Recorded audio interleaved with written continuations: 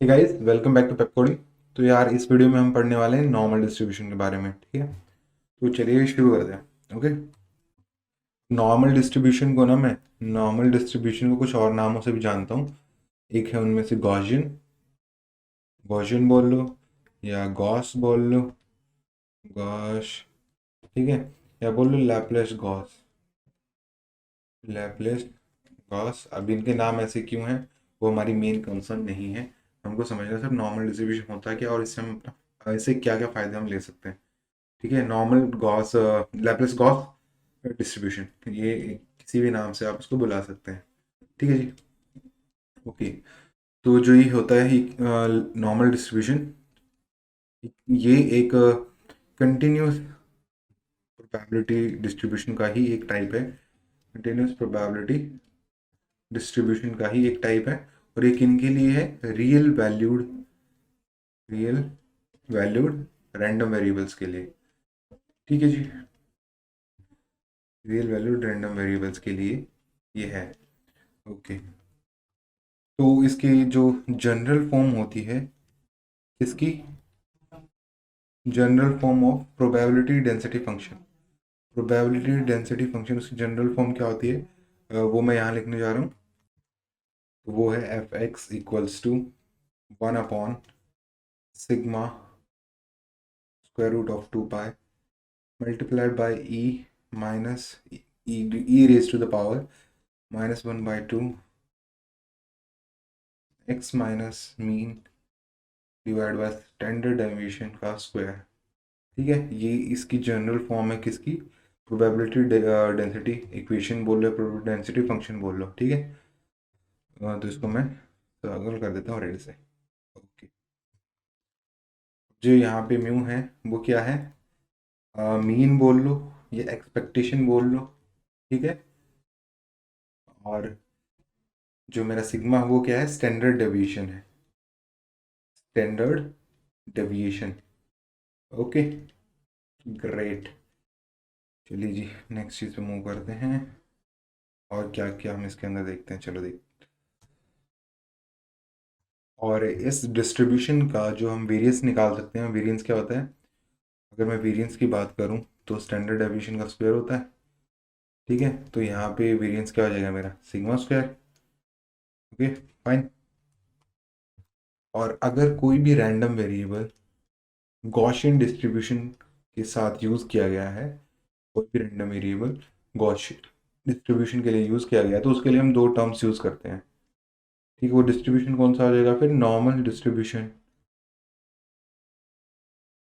और अगर डेविएशन की फॉर्म में बात करूँ, अच्छे से लिखता हूँ इसको, नॉर्मल डिस्ट्रो। ठीक है, नॉर्मल डिस्ट्रीब्यूशन। और उसके स्टैंडर्ड डेविएशन की टर्म्स में अगर मैं बात करना चाहूँ तो वो हो जाएगा normal deviate, normal deviate. Okay, very good. Let's move to the let's move for the. तो जो नॉर्मल डिस्ट्रीब्यूशन होता है यार, जो नॉर्मल डिस्ट्रीब्यूशन होता है वो दो चीज़ों की नज़रिए से बहुत ज़्यादा इंपॉर्टेंट होता है। पहला क्या है? Natural science, natural science. और दूसरा क्या है? Social science. क्योंकि इनमें हम बहुत सारे random real valued real valued random numbers को, रियल वैल्यूड रैंडम वेरिएबल्स को हम रिप्रेजेंट करते हैं, जिनका डिस्ट्रीब्यूशन हमें पहले से पता होता है। ठीक है, रिप्रेजेंट करते हैं जिनका डिस्ट्रीब्यूशन हमें पहले से पता होता है। ग्रेट। तो मैंने एक चीज़ अभी अभी बहुत गलत बोली है। वो चीज़ क्या है? कि हम रियल वैल्यूड रैंडम वेरिएबल्स को रिप्रेजेंट करते हैं, लेकिन मैंने आखिरी में क्या बोला? उनका डिस्ट्रीब्यूशन हमें पता होता है। ठीक है, जो कि गलत बात है। हमें डिस्ट्रीब्यूशन नहीं पता होता है। ठीक है, तो मैं अपनी बात को दोहराना चाहूँगा। हम सोशल साइंस में और नेचुरल साइंस में नॉर्मल डिस्ट्रीब्यूशन का बहुत ज़्यादा इस्तेमाल करते हैं, बहुत ज़्यादा ज़रूरत होती है हमें इसकी। ठीक है, और उसमें करते क्या हैं? हम जो रियल वैल्यूड रैंडम वेरिएबल्स होते हैं उनको रिप्रेजेंट करते हैं, क्योंकि उनका डिस्ट्रीब्यूशन हमारे पास प्रेजेंट नहीं होता है। ठीक है, वेरी सिंपल। अब नॉर्मल डिस्ट्रीब्यूशन भी ना इस केस में भी पार्शियली इंपॉर्टेंट है। पार्शली इंपॉर्टेंट क्यों है? सेंट्रल लिमिट थ्योरम की वजह से। दूसरे कलर से मैं इसको लिखना पसंद करूंगा, इसको मिटा देता हूँ मैं। सेंट्रल लिमिट थ्योरम की वजह से ये पार्शियली इंपॉर्टेंट है। और वो क्यों है हम वो देखते हैं अभी, ठीक है। तो सेंट्रल लिमिट थ्योरम क्या कहती है कि अंडर सम कंडीशंस, थोड़ा ऊपर लेके जाते हैं, यहाँ पे लिखना मैं पसंद करूंगा, अंडर सम कंडीशंस जितने भी हमने रैंडम वेरिएबल्स के सैंपल्स लिए ना, और जिनका फाइनाइट मीन और वेरिएंस है, उनका जो एवरेज निकालेंगे, जैसे हमने बहुत सारे S1 S2 बहुत सारे सैंपल्स दिए रैंडम वेरिएबल्स के, जब उनका जिनका फाइनाइट मीन है, क्या है उनका फाइनाइट मीन और वेरिएंस उनका फाइनाइट रहेगा, ठीक है। इन सब का जब एवरेज लेंगे ना, वो खुद में भी एक रैंडम वेरिएबल ही होगा। ये कौन कहता है? हमारा ये सेंट्रल लिमिट थ्योरी कहती है, सेंट्रल लिमिट थ्योरम, ठीक है।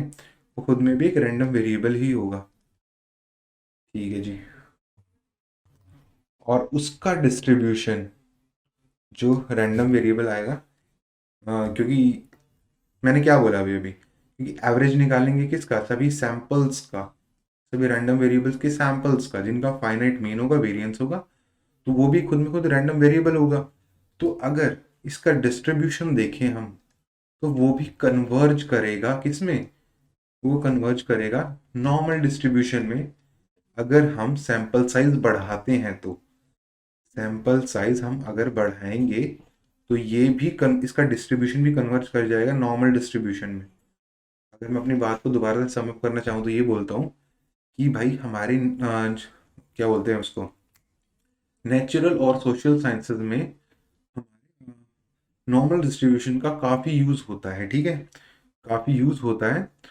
और इसका भी पार्शली ही यूज़ हो पाता है क्योंकि सेंट्रल लिमिट थ्योरम आ जाती है। सेंट्रल लिमिट थ्योरम क्या बोलती है कि कुछ कंडीशंस के अंडर में, कुछ कंडीशंस के अंडर में जब आप बहुत सारे सैंपल्स कलेक्ट करते हैं रैंडम वेरिएबल्स का और उनका एवरेज लेते हैं, तो खुद में भी एक रैंडम वेरिएबल ही होता है जिसका डिस्ट्रीब्यूशन कन्वर्ज कर जाता है नॉर्मल डिस्ट्रीब्यूशन के अंदर, अगर हम सैंपल साइज बढ़ाते हैं तो, ठीक है जी। चलिए,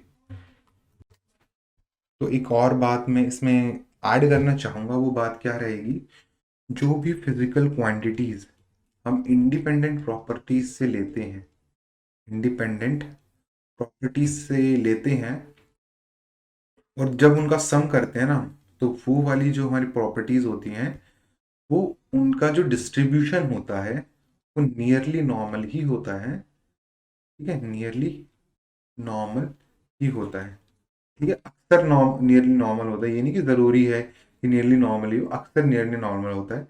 इस बात को मैं रिपीट करके ऐसे बोलूँगा कि जो भी फिजिकल क्वांटिटीज़ हम इंडिपेंडेंट प्रॉपर्टीज से लेते हैं, जिनका हम सम करते हैं, उनका डिस्ट्रीब्यूशन नियरली नॉर्मल ही होता है अक्सर, ठीक है जी। ओके, तो चलिए अब मैं आपको नेक्स्ट चीज़ समझाने की कोशिश करता हूँ। तो जो हमारा ये गॉसियन डिस्ट्रीब्यूशन होता है ना यार, ये जो गॉसियन डिस्ट्रीब्यूशन होता है, इसके पास कुछ खास तरीके की प्रॉपर्टीज़ होती हैं, कुछ यूनिक प्रॉपर्टीज़ होती हैं जो हमारी हेल्प करती हैं एनालिटिक स्टडीज़ में। एनालिटिक स्टडीज़ में जब हम किसी चीज़ की एनालिसिस करते हैं, तो वहाँ पे हमारी ये बहुत हेल्प करती हैं, जो गॉसियन डिस्ट्रीब्यूशन के पास स्पेशल प्रॉपर्टीज़ होती हैं वो वाली। अब मैं एग्जाम्पल के ऊपर भी बात कर लेता हूँ इसकी, क्योंकि बिना एग्जाम्पल के समझ में नहीं आएगी ये चीज़, ठीक है। तो मान लो कि मेरे पास एक कलेक्शन है नॉर्मल डेविएट्स का, नॉर्मल डेविएट्स का मेरे पास एक कलेक्शन है। अगर मैं उस पर किसी भी तरीके का लीनियर कॉम्बिनेशन लगाने की कोशिश करूँगा, किसी भी तरीके का लीनियर कॉम्बिनेशन लगाने की कोशिश करूँगा, तो मेरे पास एक नॉर्मल डेविएट ही बन के आएगा, ठीक है। ये हमने देखा था ऊपर भी, तो हमारे यहाँ पे काम आ रहा है बहुत ज़्यादा। तो यार यहाँ से ना मैं एक अच्छा सा कंक्लूजन क्या निकाल सकता हूँ, ये सारी डिस्कशन जो भी हुई, कि जो हमारे काफ़ी सारे रिजल्ट्स और मेथड्स होते हैं ना, रिजल्ट्स एंड मेथड्स को मैं डिराइव कर सकता हूँ एनालिटिकली। रिजल्ट एंड मेथड्स को मैं किस में डिराइव कर सकता हूँ, डिराइव किस फॉर्म में? एक्सप्लिसिट फॉर्म में, एक्सप्लिसिट फॉर्म में डिराइव कर सकता हूँ। किस तरीके से? एनालिटिकली, एनालिटिकली, ठीक है। और कब कर सकता हूँ? जब कर सकता हूँ जब हमारे सारे जो रैंडम वेरिएबल्स हैं वो नॉर्मली डिस्ट्रीब्यूटेड हो, नॉर्मली डिस्ट्रीब्यूटेड हो, ठीक है जी। दिमाग में घुसी ये बात तो समझ में आया होगा। अच्छा, यहाँ पे रैंडम लिख दिया मैंने, और यहाँ पे मैं रेलेवेंट बोल रहा था। जो भी आपके काम के वेरिएबल्स हैं, रेलेवेंट वेरिएबल्स, वो नॉर्मली डिस्ट्रीब्यूटेड होने चाहिए। मैंने रैंडम बोल दिया था, यहाँ पे लिख भी रैंडम ही दिया। रेलेवेंट वेरिएबल्स में बोलना चाह रहा था, ठीक है जी। अब इनके कुछ दो एग्जांपल दूंगा आपको मैं, क्योंकि बड़े ही फेमस है। ऊपर कर देते हैं, रेड कलर में चूज कर रहा हूँ। तो पहला एग्जांपल क्या है? Propagation of uncertainty, propagation of uncertainty. आप इनके बारे में जाके पढ़ सकते हैं, ठीक है। ये हमारा पार्ट नहीं है इस लेक्चर का, ये जस्ट एग्जांपल्स हैं, ठीक है। आप अपने एंड से इन पे टाइम लगा के रिसर्च कर सकते हैं। तो दूसरा क्या रहेगा? Least squares parameter fitting, parameter fitting. ऊपर जो डिस्कशन हुई उनके ये एग्जांपल्स, ठीक है जी। Okay, let's try to discuss further more. अब यार, नॉर्मल डिस्ट्रीब्यूशन को ना, जो नॉर्मल डिस्ट्रीब्यूशन, गॉसियन डिस्ट्रीब्यूशन को हम कभी कभी इनफॉर्मली, इनफॉर्मली मतलब ऐसे नॉर्मली बोलचाल की भाषा में क्या बोल देते हैं? बेल कर्व बोल देते हैं, बेल कर्व। ध्यान रखिएगा, क्योंकि नॉर्मल डिस्ट्रीब्यूशन इतना बड़ा कौन बोले, तो लोग अक्सर बेल कर्व ही बोल देते हैं। और इसका भी एक रीज़न है जो मैं आपको एक्सप्लेन करूंगा, ठीक है, जल्दी ही।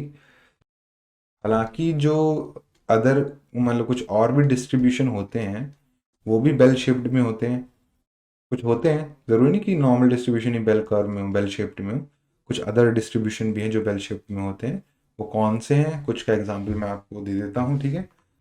पहला जैसे हो गया कॉशी, दूसरा हो गया स्टूडेंट्स टी, स्टूडेंट्स टी, ठीक है, ओके। और अगला जैसे कि लॉजिस्टिक डिस्ट्रीब्यूशन, लॉजिस्टिक डिस्ट्रीब्यूशन, ठीक है। तो ये कुछ डिस्ट्रो हैं जिनके शेप भी बेल शेप्ड है, जिनकी शेप भी बेल शेप्ड है। ज़रूरी नहीं कि नॉर्मल डिस्ट्रीब्यूशन की बेल शेप्ड हो, बस इसका नाम इनफॉर्मली हम बोल देते हैं कि बेल कर्व है, ठीक है। तो बेल शेप्ड बोलने से मेरा क्या मतलब है यार? बेल शेप बोलने से मेरा मतलब, मान लीजिए ये आपकी एक्सेस है, और अगर आपका कर्व कुछ इस तरीके का है तो ये बेल शेप्ड होता है। इसमें क्या है नॉर्मल डिस्ट्रीब्यूशन में, कि देखो कुछ आपने ग्राफ देखे होंगे जो कुछ होते हैं लेफ्ट बाइज्ड होते हैं। तो ये ग्राफ होगा जो लेफ्ट बाइज्ड है, कुछ है ये ग्राफ है जैसे ये राइट बाइज्ड है। तो एक नॉर्मल डिस्ट्रीब्यूशन आप किसको कह सकते हैं? जिसमें आपका जो डिस्ट्रीब्यूशन है वो सेंट्रल हो, ठीक है। सेंट्रल डिस्ट्रीब्यूशन को आप नॉर्मल डिस्ट्रीब्यूशन बोलते हैं ना अक्सर, क्योंकि देखो लेफ्ट बाइज्ड होगा तो डेटा जो हमारा है वो डिस्ट्रो है, वो बाइज्ड है।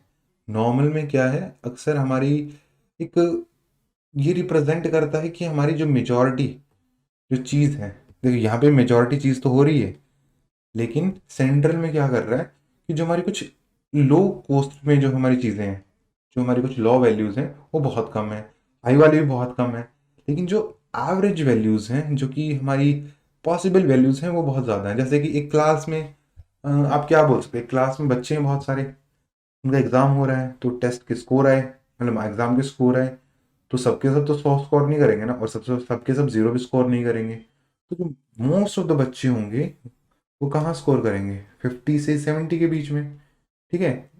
एस्टिमेशन है मेरा 50 से 70 के बीच में। तो ऐसे आप नॉर्मल डिस्ट्रीब्यूशन जो हमारे वो ज़्यादा काम की होते हैं, बजाय कि सारे के बच्चे स्कोर कर रहे हैं, मतलब सारे चीटिंग की है, या सारे सारे जीरो स्कोर करे, सारे सारे निकम्मे हैं, ठीक है जी। तो नॉर्मल डिस्ट्रीब्यूशन की वीडियोज़ में इतना ही यार। अब हम नेक्स्ट वीडियो देखेंगे स्टैंडर्ड नॉर्मल डिस्ट्रीब्यूशन की, जो कि नॉर्मल डिस्ट्रीब्यूशन का ही एक सगा संबंधी है, ठीक है। तो आपको समझ में आ जाएगा, उसकी वीडियो काफ़ी छोटी होने वाली है। तो देखते रहिए ये वीडियोज़ और सीखते रहिए। तो चलिए, गुड बाय।